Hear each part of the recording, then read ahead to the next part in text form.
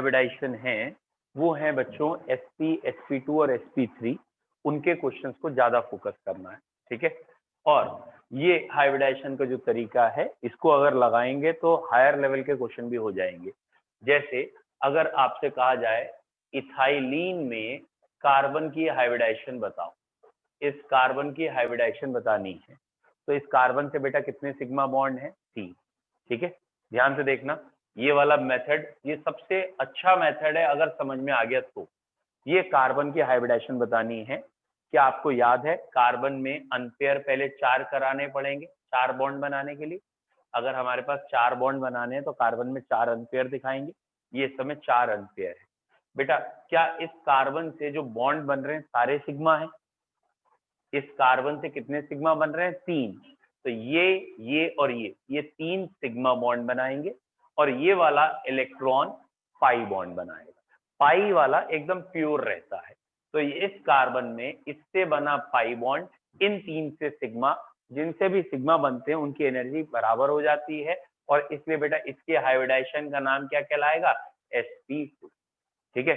अब स्कूल वाले टीचर्स पूछ लेते हैं या कह देते हैं इसका डायग्राम बना के दिखाओ sp2 का, ठीक है। तो इसका डायग्राम कैसे बनेगा? ये रहा पहला कार्बन, ध्यान से देखना इसमें थोड़ा गलती भी हो जाती है कई बार। sp2 की शेप क्या होती है बेटा? sp2 की shape plane triangular, triangle shape बनेगी। तो इसमें ये रहा एक ऑर्बिटल, क्या आपको ये दिख गया? एक ऑर्बिटल बहुत बड़ा और एक छोटा बनाया है, तो अगर एक बड़ा और एक छोटा बनाया है तो ये हाइब्रिड है। ये रहा दूसरा ऑर्बिटल, एक बड़ा और एक छोटा, और ये रहा इसका तीसरा ऑर्बिटल, एक बड़ा और छोटा। तो ये कार्बन के 3 ऑर्बिटल बनाए जिनका नाम क्या है? sp2। ऐसे ही इस कार्बन के भी 3 ऑर्बिटल आएंगे जिनका नाम sp2 होगा। ऐसे ही बिल्कुल ये ऐसे और फिर ये ऐसे। तो ये ओवरलैप हो गया। ये किस किस ने ओवरलैप किया है? कार्बन का भी sp2, दूसरे कार्बन का sp2, ठीक है। यहां तक समझ में आया? और हाइड्रोजन यहां से ओवरलैप करेंगे। ये डायग्राम बन रहा है C2H4 का। अब बेटा क्या रह गया? क्या रह गया दिखाना, अगर आपको समझ में आ रहा हो क्या रह गया? Pi bond. वेरी गुड बेटा, पाई बॉन्ड के लिए हो सके तो दूसरा कलर यूज करिए और इसे एकदम परपेंडिकुलर सीधा ऑर्बिटल बनाइए, इधर भी परपेंडिकुलर सीधा ऑर्बिटल बनाइए। और ध्यान दीजिए इसमें दोनों लोब मैंने बराबर बनाए। अगर दोनों लोब बराबर हैं तो ये हाइब्रिडाइज नहीं है, ये प्योर है।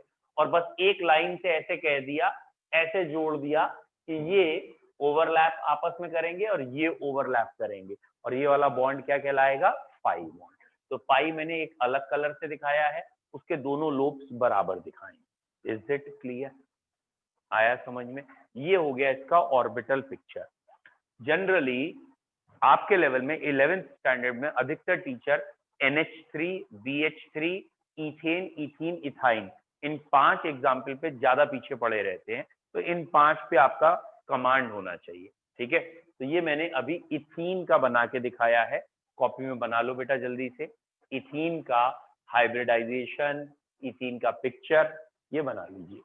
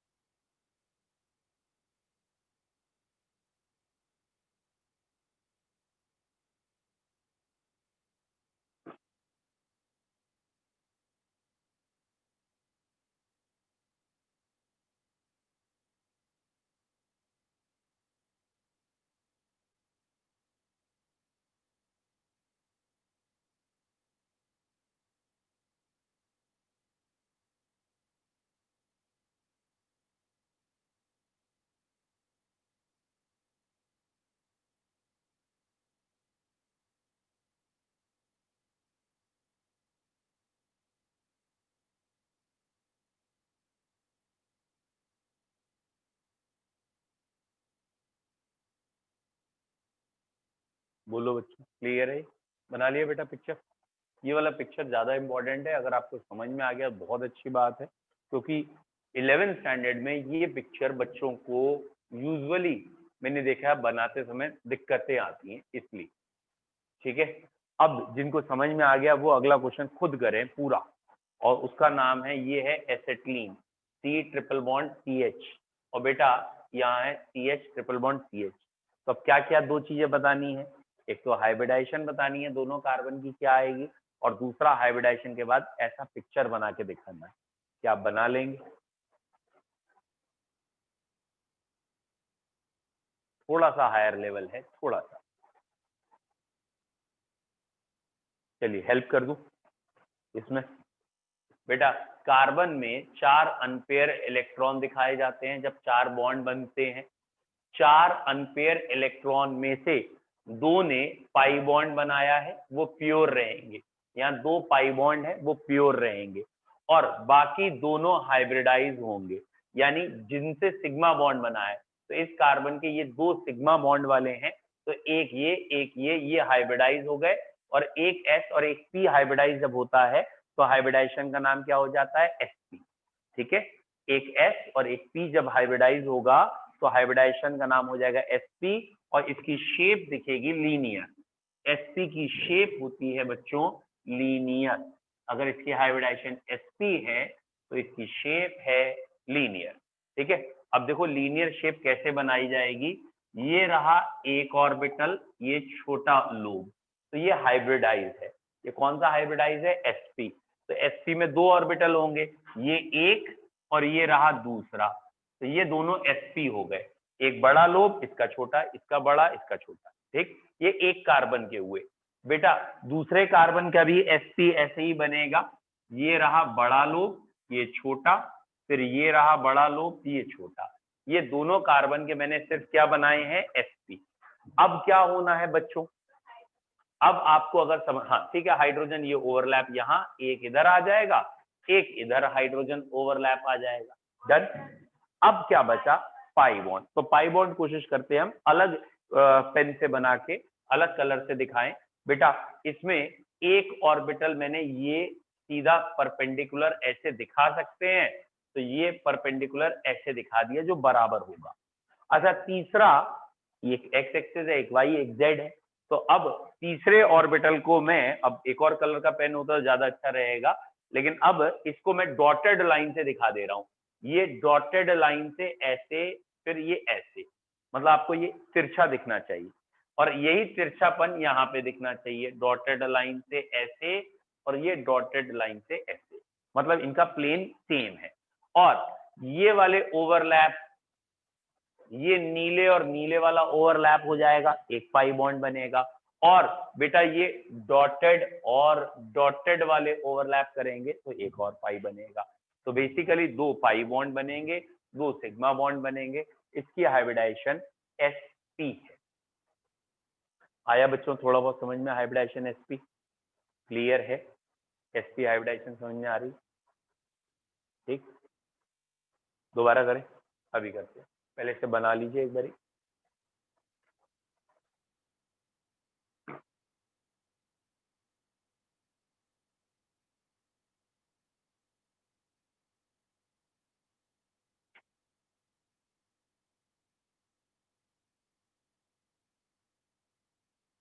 यहाँ पहले हमने कार्बन का ये वाला स्ट्रक्चर जरूर लिखें, कार्बन के 4 अनपेयर इलेक्ट्रॉन। इसके बाद जितने भी कार्बन से सिग्मा बॉन्ड होते हैं वही हाइब्रिडाइज होते हैं। जो पाई बॉन्ड है उनमें कभी हाइब्रिडाइजेशन नहीं होगी, ये याद रखिए। Pi bond is form by pure orbital, not by hybrid. तो ये पाई बॉन्ड प्योर ऑर्बिटल से बने हैं, ये 2 सिग्मा हाइब्रिड हैं। हाइब्रिड को दिखाने का एक तरीका ये है, एक बड़ा लोब, एक छोटा लोब, एक बड़ा लोब, एक छोटा लोब, ये हाइब्रिड को दिखाया जाएगा। अब इस कार्बन में भी sp हाइब्रिडाइजेशन है, इस कार्बन में भी, तो इस कार्बन की शेप भी लीनियर दिखानी है, इसकी भी लीनियर, यानी पूरा मॉलिक्यूल एक स्ट्रेट लाइन में दिखना है। ये रहा H, फिर ये C, फिर ये C, फिर वो H, ये एक लाइन में दिखेगा। डन, कोई डाउट? ठीक, अब ये दो भी याद करिए, ये दो भी आपसे बहुत पूछे जाते हैं। One is NH3 and one is BH3। ये रहा अमोनिया, और बेटा अमोनिया में हाइब्रिडाइजेशन पूछी जाती है, तो आप बताएंगे हाइब्रिडाइजेशन कैसी है? बच्चों नाइट्रोजन का इलेक्ट्रॉनिक कॉन्फ़िगरेशन होता है हीलियम 2s2 2p3 या 1s2 2s2 2p3। ठीक है, और जिनका कॉन्फ़िगरेशन नहीं तैयार है सैटरडे संडे में ही हो पाएगा, क्योंकि अभी बीच में आपके पास भी वही टाइमिंग है जो हमारे पास है, या मॉर्निंग में आ जाओ तो मैम से करा दूंगा। मॉर्निंग में नहीं, क्योंकि एक बच्चा आज मॉर्निंग में आए थे ना आप फिजिक्स पढ़ने, तो मैंने या तो मॉर्निंग में आ जाओ तो मैम से करा देता हूँ, या फिर तो फिलहाल ये तरीका है, ये कॉन्फ़िगरेशन है। अच्छा बेटा अब ये बताओ, यहाँ नाइट्रोजन ये रहा 2s और ये रहा 2p, ये तीनों बॉन्ड सिग्मा है। NH3 में कोई भी बॉन्ड पाई नहीं है, ये तीनों बॉन्ड सिग्मा है। और हाइब्रिड ऑर्बिटल का नंबर अगर आपको याद हो कल का फॉर्मूला, सिग्मा बॉन्ड और लोन पेयर का सम होता है बच्चों हाइब्रिड ऑर्बिटल। तो यहाँ हाइब्रिड ऑर्बिटल का नंबर है सिग्मा एंड लोन पेयर। तो बेटा यहाँ सिग्मा है 3, लोन पेयर है 1, यानी सम कितना आ रहा है 4। 4 का मतलब हाइब्रिडाइजेशन क्या बोली जाएगी, sp3। तो यहाँ हाइब्रिडाइजेशन sp3 है, ठीक है। तो अमोनिया में हाइब्रिडाइजेशन sp3 है, क्योंकि इसमें एक लोन पेयर है और 3 सिग्मा बॉन्ड है, इसलिए हाइब्रिडाइजेशन sp3। बोलो बच्चों क्लियर है, कोई डाउट है? ठीक। अब बच्चों हाइब्रिडाइजेशन से शेप बताई कैसे जाती है, उसके लिए एक अलग थ्योरी है, उस थ्योरी को हमें पढ़ना होगा, शेप समझ में आएगी तब। हेडिंग लिखें अगली थ्योरी VSEPR। VSEPR, इस थ्योरी से हम शेप बताते हैं, ठीक है। VSEPR की फुल फॉर्म है बच्चों valence shell electron pair repulsion theory. इस थ्योरी की फुल फॉर्म लिखें valence shell electron pair repulsion theory. Valence shell electron pair repulsion theory VSEPR, valence shell electron pair repulsion theory, ठीक है बच्चों। इस थ्योरी में मेन 2 पॉइंट हैं। पहला पॉइंट इस थ्योरी में ये कहा गया 2 तरह के इलेक्ट्रॉन पेयर होते हैं। बेटा कौन से 2 तरह के होते हैं, एक जो बॉन्ड बना लेते हैं वो बॉन्ड पेयर, और जो बॉन्ड नहीं बना पाए लेकिन आउटर मोस्ट या 8 कंप्लीट करने के लिए गिने जा रहे हैं, बेटा वो पेयर क्या कहलाएगा, लोन पेयर। तो 2 तरह के इलेक्ट्रॉन पेयर हैं, एक बॉन्ड बनाते हैं और एक अकेले पड़े रहते हैं, लोन पेयर। और इस थ्योरी का कहना है ये सेंट्रल एटम के ये पेयर रिपेल करते हैं। ये वर्ड याद रखना, सेंट्रल एटम, बस सेंट्रल के लिए देखना, सबके लिए नहीं।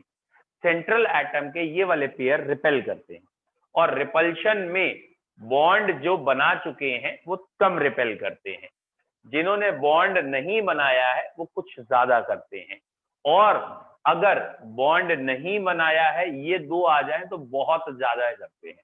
तो ऑर्डर ऑफ रिपल्शन ये है बेटा, ऑर्डर ऑफ रिपल्शन क्या है, बॉन्ड पेयर का रिपल्शन कम है, बॉन्ड पेयर लोन पेयर का ज्यादा है, और लोन पेयर का और ज्यादा है, ठीक है। समझ में आ रहा है क्या है? पहला पॉइंट थ्योरी का क्या लिखेंगे, हेडिंग क्या लिखी है अभी आपने, valence shell electron pair repulsion theory, ठीक है। पहला पॉइंट लिखें by this theory we determine, हमें क्या पता लगता है, by this theory we determine geometry of compound. Compound की ज्योमेट्री बताते हैं। बेटा ज्योमेट्री का मतलब होता है कि एग्जैक्ट कितने एंगल पे कौन सी चीज मिलेगी, वो होती है ज्योमेट्री, ठीक है। तो यह वर्ड याद रखिएगा, शेप से ज्यादा अच्छा वर्ड होता है ज्योमेट्री। चक्कर क्या है, शेप का मतलब होता है, व्हाट इज शेप, एक्सटर्नल जो भी कुछ दिख गया वो शेप है। जैसे सपोज 4 बच्चे ऐसे बैठे हैं या 4 एलिमेंट लगे हैं, यहाँ प्लेटिनम लगा है, ये अमोनिया है, ये अमोनिया, ये क्लोरीन, ये क्लोरीन, तो इसकी शेप मैंने कह दी स्क्वायर प्लेनर, ये शेप है, ठीक है। और अगर ये क्लोरीन उठ के यहाँ आ जाए, सपोज ये क्लोरीन यहाँ आ जाए, ठीक है, और ये अमोनिया, अब कैसी शेप है, अभी भी शेप तो स्क्वायर प्लेनर, लेकिन इन दोनों की ज्योमेट्री बदल गई। कैसे बदल गई, जब ये 2 क्लोरीन यहाँ थे, जब ये 2 क्लोरीन यहाँ थे और 2 अमोनिया यहाँ थे, तो 2 अमोनिया में एंगल था 90 डिग्री का, और जब ये अमोनिया यहाँ से यहाँ चले गए तो एंगल कितने का हो गया, यानी एंगल बदल गया, लेकिन शेप बाहर से देखने में वैसी की वैसी है। तो जब शेप वैसी की वैसी है लेकिन एंगल बदल रहा है, मतलब दोनों में कोई तो अंतर है। तो geometry is more important then shape. Shape का मतलब होता है भाई ठीक है ओवरऑल कैसा है, और ज्योमेट्री का मतलब है किसका पड़ोसी कौन है ये भी बताओ, कौन कितने एंगल पे बैठा है। तो इसीलिए ज्योमेट्री पता करना ज्यादा जरूरी है ओवरऑल शेप से। जैसे बच्चों शायद बायो वाले बच्चों ने थोड़ा बहुत पढ़ा हो, जीनोटाइप फिनोटाइप सुना है बायो में। तो फिनोटाइप क्या होता है, बाहर से बस देख लिया कलर पिंक है फिनोटाइप है, और जीनोटाइप अंदर देखना पड़ेगा गैमीट भी कैसे हैं। तो बिल्कुल ज्योमेट्री और शेप यही है, बाहर से देख लिया शेप कैसी आई, दैट इज जीनोटाइप या फिनोटाइप, बाहर से देखना फिनोटाइप, और अंदर तक गए यानी ज्योमेट्री बताई वो है। तो फिलहाल यहाँ ये पॉइंट है, तो आपकी कॉपी में पहला पॉइंट आ गया, इससे हमें ज्योमेट्री पता चलेगी। ठीक है, दूसरा पॉइंट क्या आया बेटा, दूसरा पॉइंट इसका ये हम शेप तब निकालते हैं जब बॉन्ड पेयर और लोन पेयर रिपल्शन क्या हो चुका हो, मिनिमाइज। ठीक है, या फिर ये कहें जो हमें ज्योमेट्री दिखती है उस ज्योमेट्री के समय लोन पेयर और बॉन्ड पेयर का रिपल्शन क्या होता है, सबसे कम होता है। ठीक है, तो सेकेंड पॉइंट, सेंट्रल एलिमेंट जो भी कंपाउंड का सेंट्रल है, सेंट्रल एलिमेंट में हैव, सेंट्रल एलिमेंट के पास क्या हो सकता है बच्चों, सेंट्रल एलिमेंट में have two types of electron pair in its valence shell. Central element के पास हो सकते हैं बेटा दो तरीके के इलेक्ट्रॉन पेयर। सेंट्रल एलिमेंट में have two types of electron pair in its valence shell. तो बच्चे इसको जरा ध्यान रखना है, सेंट्रल एलिमेंट में दो तरह के इलेक्ट्रॉन पेयर हो सकते हैं। लिखो वन, मतलब पहला bond pair, bond pair dash देके लिखें, it is shared between two atoms. Bond pair क्या है बच्चों, वो पेयर जो दो एटम के बीच में शेयर किया गया है वो है bond pair. Bond pair is shared between two atom. बेटा दूसरा लोन पेयर, सेकंड लिखिए lone pair. I hope so clear है बेटा, लोन पेयर में क्या लिखेंगे, ठीक है, it is present on A atom, it is present on A atom, एक एटम पे प्रेजेंट है, and counted for octet. Octet के लिए या ऑक्टेट जब गिन रहे होते हैं तो काउंट तो करते हैं, काउंटेड फॉर ऑक्टेट, मतलब ये दूसरे से शेयर्ड नहीं होता, काउंटेड फॉर ऑक्टेट। ठीक है, तो ये वाला पेयर क्या कहलाता है, लोन पेयर। ठीक, तो अगला पॉइंट क्या आया कि इनके बीच में रिपल्शन होगा, और जो हम शेप देखते हैं उस समय ये रिपल्शन क्या होता है, मिनिमम। ठीक है, लिखें the order of repulsion is, second point या next point, the order of repulsion is, इसमें बच्चों रिपल्शन का ऑर्डर क्या रहेगा, the order of repulsion is bond pair कम होगा, बॉन्ड पेयर लोन पेयर ज्यादा होगा, और लोन पेयर बहुत ज्यादा होगा। The order of repulsion is bond pair lone pair and lone pair. ये बेटा इनका ऑर्डर ऑफ रिपल्शन होगा। ठीक है, अब क्या ध्यान रखना है कि ज्योमेट्री कब देखी जाएगी, जब रिपल्शन मिनिमम होगा। लिखें when the repulsion is minimum, या सॉरी उल्टा लिखना चाहिए हमें, चलो लैंग्वेज को आप बाद में इंप्रूव कर लीजिएगा, काटिए मत। When the repulsion is minimum comma geometry is observed, जबकि बोलना क्या चाहिए कि द ज्योमेट्री इज ऑब्जर्व्ड, या at when we are observing the geometry the repulsion is minimum. तो जब भी हम ज्योमेट्री ऑब्जर्व करते हैं तो उस समय रिपल्शन क्या होता है, मिनिमम। ठीक है, तो जो शेप हम देखते हैं उस समय रिपल्शन क्या होना चाहिए, लीस्ट या मिनिमम होना चाहिए, ये इसका ऑर्डर है। ठीक है, अब बच्चों इसमें ये कहा है कि अगर कोई बेटा ये भी जरा ध्यान रखना, यहाँ बॉन्ड पेयर का मतलब सिर्फ सिग्मा बॉन्ड से है, यहाँ बॉन्ड पेयर में पाई बॉन्ड पेयर नहीं गिनने हैं। क्यों कल भी बताया था कि पाई बॉन्ड पेयर कभी शेप नहीं निकालते, पाई सिर्फ सिग्मा की क्या है, कवरिंग है। तो सिग्मा की कवरिंग आने से किसी शेप थोड़ी बदल जाएगी भाई, एक सिंपल सी बात है, कवर लगा दिया तो जैसा है वैसा ही रहेगा कवर, तो कवर लगाने से शेप नहीं बदलती। तो सिग्मा बॉन्ड पेयर से ही शेप निकलेगी, पाई से नहीं। यहाँ जो बॉन्ड पेयर है इसमें सिर्फ सिग्मा बॉन्ड गिनने हैं, पाई नहीं। ठीक, अब बच्चों इसके सिंपल 5 एग्जाम्पल हैं या 7 हैं, आप कोई पहले एक दो ही देख लीजिए वो क्या है। ये हमने कहा BeCl2 की शेप बताइए ये मॉलिक्यूल की। तो बेरिलियम के आउटर मोस्ट में 2 इलेक्ट्रॉन होते हैं, इन्होंने दोनों से बॉन्ड बना लिए बच्चों, दोनों से बॉन्ड बन गए, 2 इलेक्ट्रॉन दोनों ने बॉन्ड बना लिए, तो कितने बॉन्ड पेयर आ गए? 2 बॉन्ड पेयर, और लोन पेयर है ही नहीं। अगर 2 बॉन्ड पेयर हैं और ये एक दूसरे से रिपेल कर रहे हैं, जरा सोचो, ये 2 बॉन्ड पेयर हैं, ये रिपेल कर रहे हैं और हम चाहते हैं रिपल्शन मिनिमम हो जाए, तो कब होगा? कब होगा? समझ में आया? एकदम उल्टे चले जाएं, ना तुम इसकी शक्ल देखो ना ये तुम्हारी शक्ल देखे, एकदम उल्टे। ये कितने एंगल पे आ गए? शेप क्या कहलाई? लीनियर। तो जब भी 2 बॉन्ड पेयर होंगे तो रिपल्शन कब मिनिमम होगा? 180 डिग्री पे, और वो वाली शेप क्या कहलाएगी? लीनियर। तो बॉन्ड पेयर 2 है और कोई लोन पेयर नहीं है, ये याद रखना। अभी लोन पेयर 0 है तो शेप क्या आएगी? लीनियर आएगी। ठीक है बच्चों, जरा सोच के बताओ, बॉन्ड पेयर 3 है तो शेप क्या आएगी? लोन पेयर नहीं है, अभी लोन पेयर से कंफ्यूज हो गए तो लोन पेयर नहीं है। बॉन्ड पेयर 3 है तो क्या शेप आएगी? बॉन्ड पेयर 3 है तो क्या शेप आएगी? कॉमन सेंस, बिल्कुल सही कह रहे हो। इसे ट्राइगोनल प्लेनर या ट्रायंगुलर कह सकते हो। एक कॉमन सेंस है, ये 3 बॉन्ड पेयर है और ये कम से कम रिपेल करें एक दूसरे से, तो यहां से यहां, यहां से यहां, यहां से यहां, तीनों का एंगल बराबर है, तो 120 पे ये शेप या इस शेप का नाम है ट्राइगोनल प्लेनर या प्लेन ट्रायंगुलर। एक प्लेन में ट्रायंगुलर है, तो अगर 3 बॉन्ड पेयर हैं तो और लोन पेयर नहीं है तो शेप है बेटा ट्राइगोनल प्लेनर। आपको एटलीस्ट ये 4 तक याद करनी है। और अगर बेटा 4 बॉन्ड पेयर हैं तो शेप क्या आएगी? 4 में हमारे दिमाग में स्क्वायर आता है, लेकिन 4 की शेप होती है बच्चों टेट्राहेड्रल। कारण क्या है?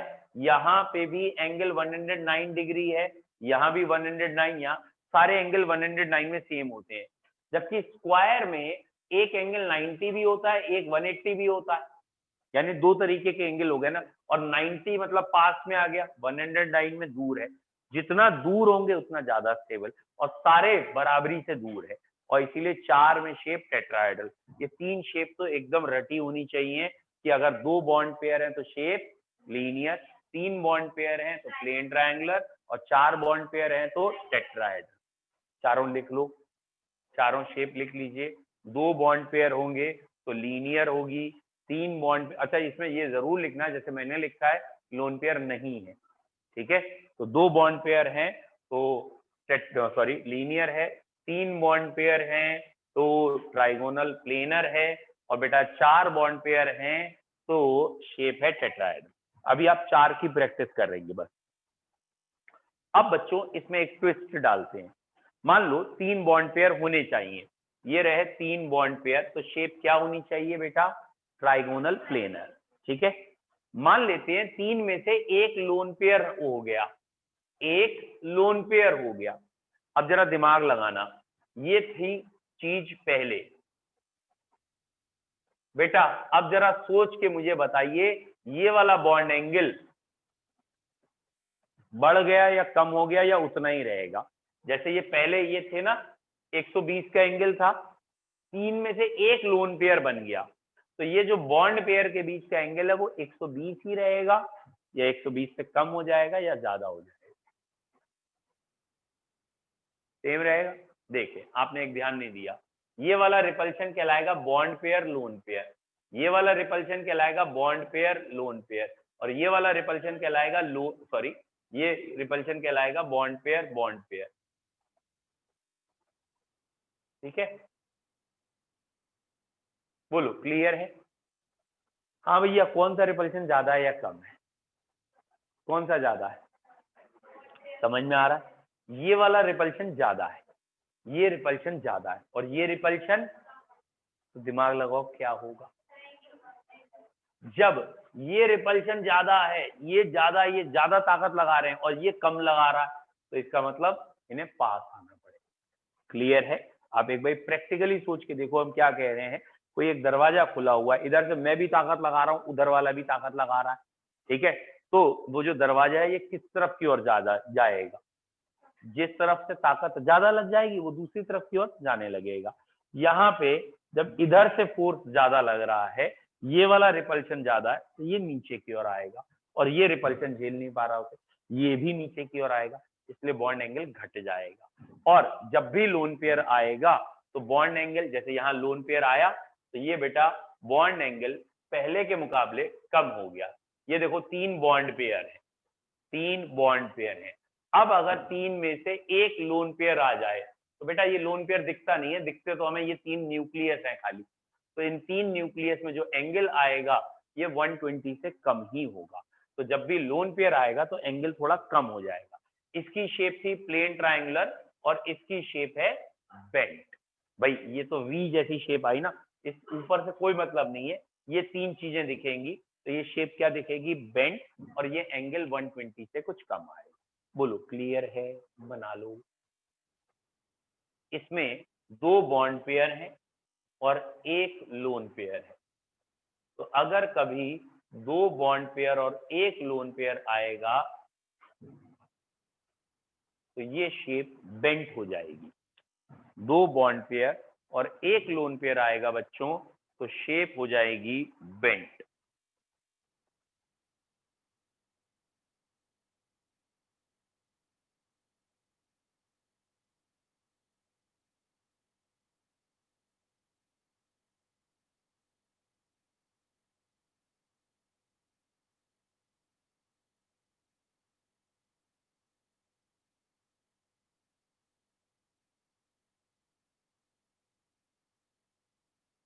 डन।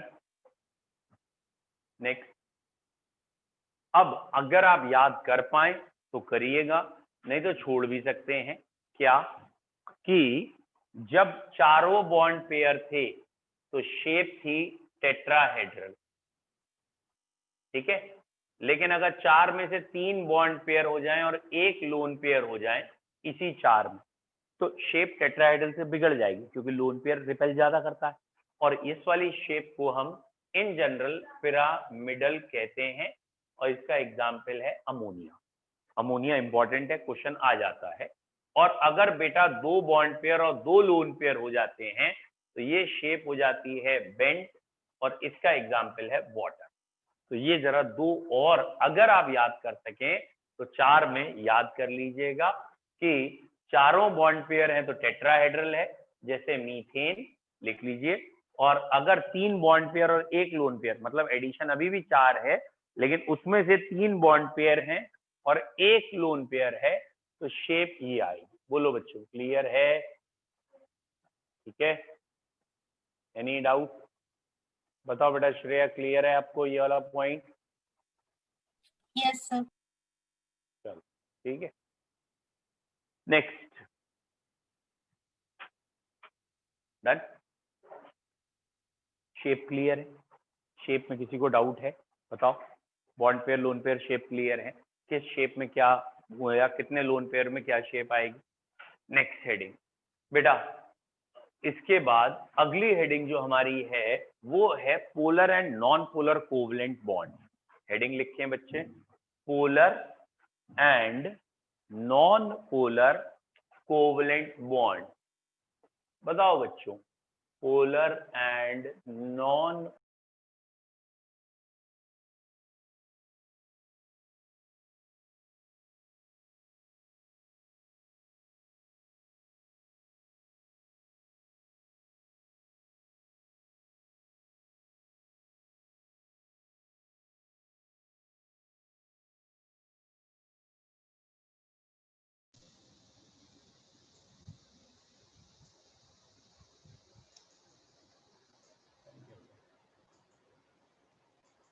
बेटा एक आवाज आ रही है? Yes sir. आवाज आ रही है आपको? Yes sir. अगली हेडिंग है polar and non polar covalent bond. बच्चों क्या पोलर वर्ड समझ में आता है आपको? What is the meaning of polar? Polar poles बनना पोलर है। What is the meaning of poles? ये एक एच है, ये भी एच है, तो अगर ये भी एच है ये भी एच है तो इलेक्ट्रॉन लीज भी रहेंगे। कॉमन सेंस, क्योंकि दोनों ही हाइड्रोजन। लेकिन अगर ये H है और ये Cl होता तो पीरियोडिक टेबल में आपने पढ़ा है कि क्लोरीन की इलेक्ट्रोनेगेटिविटी हाइड्रोजन से ज्यादा, तो ये वाले इलेक्ट्रॉन थोड़े से क्लोरीन की तरफ आ जाएंगे, और अगर इलेक्ट्रॉन क्लोरीन की तरफ आएंगे तो यहाँ कुछ नेगेटिव चार्ज आएगा, और क्योंकि इससे दूर गए यहाँ कुछ पॉजिटिव चार्ज। बेटा ऐसा कोवलेंट बॉन्ड जिसमें चार्ज सेपरेशन दिख जाए, मतलब सिंपल भाषा में इलेक्ट्रोनेगेटिविटी में डिफरेंस होना चाहिए, जीरो नहीं होनी चाहिए। इसकी इलेक्ट्रोनेगेटिविटी और इसकी इलेक्ट्रोनेगेटिविटी क्या हो, अलग अलग। और जब दोनों की इलेक्ट्रोनेगेटिविटी अलग होगी तो किसी एक की तरफ इलेक्ट्रॉन चले जाएंगे, और जब चले गए इलेक्ट्रॉन तो यहाँ माइनस चार्ज प्लस चार्ज, ऐसा बॉन्ड कहलाएगा हमारा पोलर कोवलेंट बॉन्ड। और जहां पे चार्ज सेपरेशन नहीं आया वो बॉन्ड कहलाएगा नॉन पोलर। तो बेटा पोलर और नॉन पोलर किस पे डिपेंड कर रहे हैं, किस बात पे डिपेंड कर रहे हैं, इलेक्ट्रोनेगेटिविटी के अंतर पर। अगर इलेक्ट्रोनेगेटिविटी में अंतर है तो जो ज्यादा इलेक्ट्रोनेगेटिव है वो इलेक्ट्रॉन छीन लेगा और उस पे माइनस चार्ज आ जाएगा, और जो कम इलेक्ट्रोनेगेटिव है प्लस आ जाएगा, और ये बॉन्ड आपका पोलर कहलाएगा। और अगर दोनों एलिमेंट सेम है तो चार्ज नहीं आएंगे, तो नेगेटिविटी सेम, तो क्या कहलाएगा, नॉन। लिखें रेडी करके, polar and non polar covalent bond, बेटा उसको पॉइंट करके लिखें।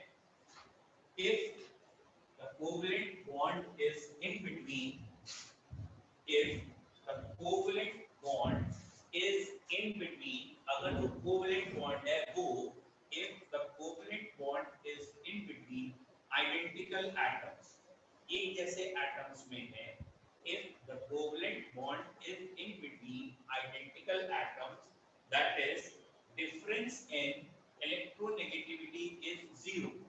अगर वो आइडेंटिकल एटम में है तो इलेक्ट्रोनेगेटिविटी में कोई भी अंतर नहीं होगा, that is difference in electronegativity is zero. ठीक है, इलेक्ट्रोनेगेटिविटी में अंतर क्या आएगा, जीरो। बताओ बेटा अगर इलेक्ट्रोनेगेटिविटी में अंतर जीरो तो इलेक्ट्रॉन जाएगा कहीं, इलेक्ट्रॉन किसी की तरफ शिफ्ट होगा, नहीं होगा। Therefore the shared electron pair, therefore the shared electron pair remains in between, therefore the shared electron pair remains in between the two atoms, the shared electron pair remains in between the two atoms and no charge develops, therefore the shared electron pair remains in between the two atoms and no charge develops। Such covalent bond is, such covalent bond is, okay, no charge develop, such covalent bond is electronegative, such covalent bond is electronegative। ठीक है, तो बच्चों जो आखिरी शब्द बोला मैंने वो गलत है, आखिरी शब्द आना चाहिए था नॉन पोलर। और अगर आप लिखते जा रहे हैं तो उन्हीं अच्छे बन पाएंगे, साइंटिस्ट नहीं। पढ़ो तो क्या लिख रहे हो, नींद में क्यों लिख रहे हो, पढ़ो क्या लिख रहे हो, आपने क्या लिखा है, आपने लिखा है ऐसा कोवलेंट बॉन्ड क्या है भैया, या तो पोलर होगा या नॉन पोलर, इलेक्ट्रोनेगेटिव कैसे, सच कोवलेंट बॉन्ड इज, इसलिए क्या आएगा, नॉन पोलर। तो ये मान के चलिए हम लिखाते समय कई बार वर्ड जंबल करेंगे। ये जो जंबल हम या ये फंबल हम सिर्फ इसलिए करते हैं ये देखने के लिए कि आपको जो चीज समझ में आई है वही आप लिख रहे हो या बस खाली लिख रहे हो। अगर आपको समझ में आई है फिर आप लिख रहे हो तो आप तुरंत रेजिस्ट करोगे, तुरंत कहोगे अरे भाई ये क्या कह रहे हो, सर सो गए क्या, क्या कह रहे हो आप, ठीक है। और अगर आप रेजिस्ट नहीं कर रहे, आप कह रहे हो हाँ ठीक है चलने दो, इलेक्ट्रोनेगेटिव शब्द भी आया था, चलने दो, ठीक है, जाना पहचाना लग रहा है ना, तो इसका मतलब आपका पढ़ाई में ध्यान नहीं था, इसलिए हमने यहाँ जंबल करके बोला। और अगली बार से मैं यही कहूंगा कि ऐसे मुझे तो पता नहीं लगा, मैं एक एक की कॉपी थोड़ी देखूंगा किसने फंबल किया नहीं किया, अगली बार से पड़ोसी के जिम्मे डाल देंगे, ठीक है, कि बेटा जरा पड़ोसी को देखो उसने गलत तो नहीं लिखा, मतलब काट के दोबारा तो नहीं कर रहा, और अगर वो कर रहा है तो उसे इनाम भी दे दो साथ में, एक आध रसीद काट दो उसकी, एक आध रसीद दो उसे, फिर जो क्लास में आवाजें आएंगी चाट चाट चाट। ठीक है, तो अब ध्यान रखिएगा कि आप डेफिनेशन क्या लिख रहे हैं। अब जरा इस डेफिनेशन को पढ़ो और बेटा पोलर वाली डेफिनेशन खुद लिखने की कोशिश करो। ये तो नॉन पोलर की है, अब पोलर की डेफिनेशन क्या आएगी ये आप खुद बताइए क्या आएगी, सोचिए कैसे लिखेंगे। हाँ, अगर कोवलेंट बॉन्ड डिफरेंट एलिमेंट्स में होगा तो एक ज्यादा नेगेटिव एक कम negative, shared electron pair shift हो जाएगा मोर इलेक्ट्रोनेगेटिव की वजह से। अब चार्जेस आएंगे और ये बॉन्ड पोलर कहलाएगा। लिखने की कोशिश करो पूरी बात, ये वाली बेटा पूरी बात आप लिखने की कोशिश करिए, अगर लिख पाए बढ़िया रहेगा। ठीक है, पोलर एंड नॉन पोलर तक क्लियर है? चलिए बेटा इतना ही रखिए।